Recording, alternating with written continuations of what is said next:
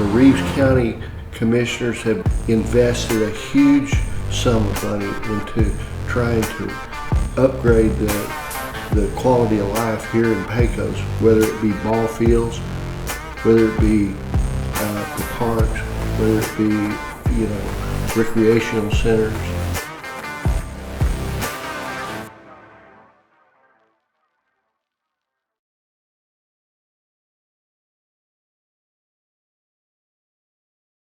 How can the public help you prevent some of the vandal? How can the public also report some of their, if they see somebody maybe taking a sign or just taking paint to a building? What can they do to help your department?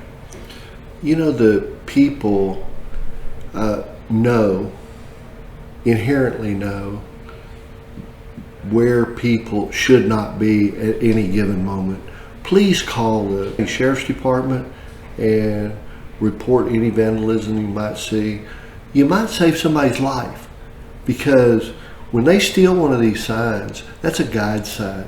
I know that on one of our county roads, they stole signposts and all, and it resulted in a huge wreck because a car did not see an upcoming road and jumped the road and had a crash.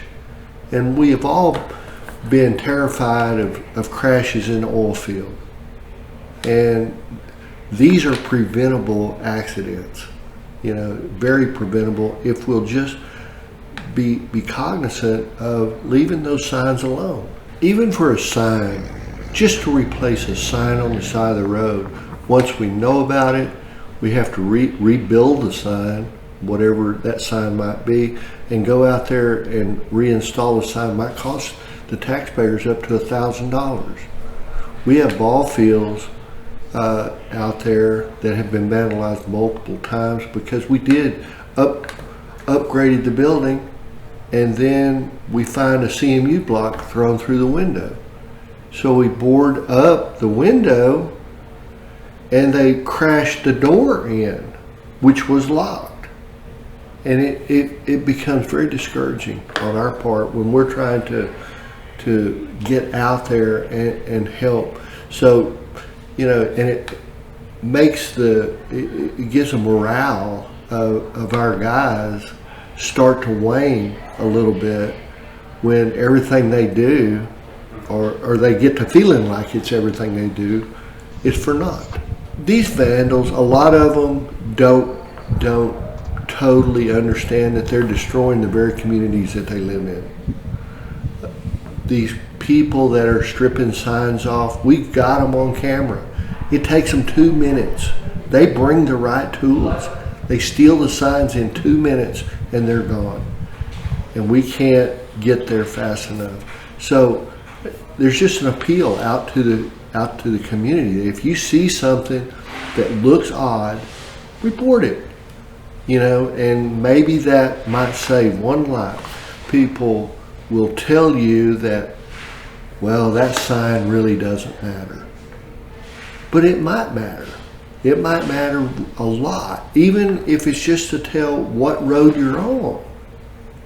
So I implore the audience to keep on the vigil, keep a lookout, call Road and Bridge.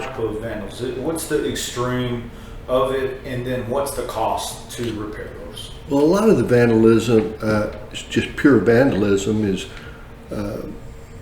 tearing down mortar structures that like on ball fields, defacing the buildings with graffiti and paint and tagging.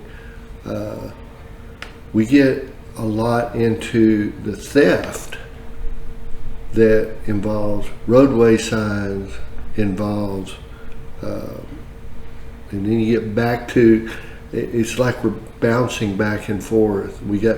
Then we're trying to take our forces and go out doing something good for the public, and the equipment that we can't bring in every day, we leave stationed at the job site, it gets shot up. And it's costing county thousands and thousands of dollars. And just the signs alone. You lose 20 signs a week and have to send people out with new signs to replace them. That's one that is a significant pop in anyone's budget. I'll give you an example of a sign that, and the value. We placed a lit sign on a curve out in a rural area because we had 3 rollovers of hazardous waste material.